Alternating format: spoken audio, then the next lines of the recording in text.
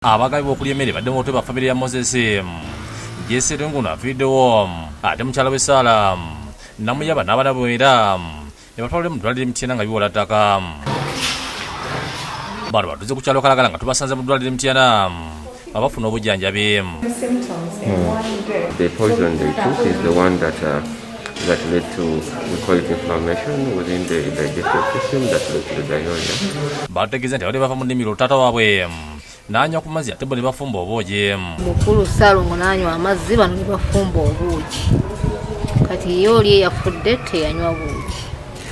Kakati n'afumba ne bano ne bafumba kati yagenda okubaagira okuyirangayo mu lubuto atandise okukola ky'okuwulira obubi ate ne bano olwamala okunywa obwogi nabo ne bawulira bubi. Expecting poison, but some people now are improving. We are even expecting to go back home. We are expecting to go back home today.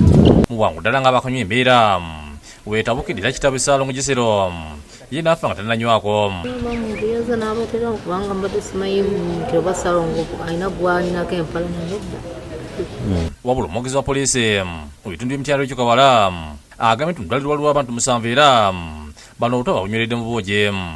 Famire eno yali egenda kulima nereka obuugi ku kyoto mu ffumbiro bo ne beeyongerayo n'okugenda mu nnimiro naye tebaggalawo oluggi lwa ffumbiro olwadda banywa bunywi buugi naye nga okunoonyereza kugenda mu maaso omulambo gw'omugenzi gutwaliddwa e Kassanda.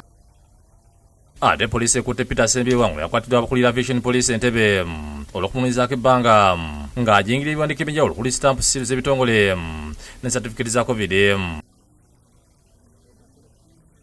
Amyuka omwogezi wa poliisi mu Kampala Luko Besigire ng'asinziira ku poliisi ku kisaawe ky'Ennyonyi Entebbe ategeeza nti okukwatibwa kwa Sembyewa tekibadde kyangu lubalwa okumunoonyeza ebbanga. Bamubuuza kajojijoji w'ebibuuzo n'atutwala w'abeera ne waakolerera mwe twasanze akabokisi nga kalimu ebiwandiiko bingi ebya gavumenti, eby'amakooti, eby'amasomero, ofiisi z'ettaka, ono ng'amanyi n'okuwa diguri, agaba beyiro.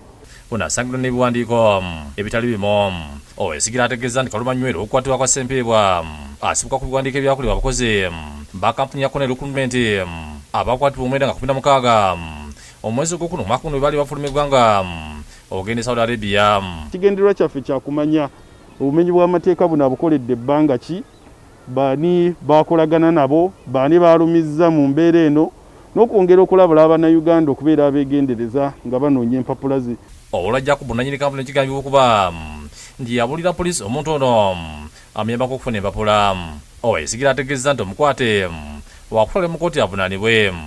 Owola Jacob ono bwe yakwatibwa ne tumubuuza ebibuuzo bingi naye nga yali taamuka kubiddamu paka bwe yakkiriza n'asobola okututegeezaawo yajja empapula zino n'atutegeeza nti yazijja ku mwami Ssempeebwa Peter. Luka Kagiri ne Godfrey Sempigi bakusakidde eggulya ino ku Lwabukadde TV.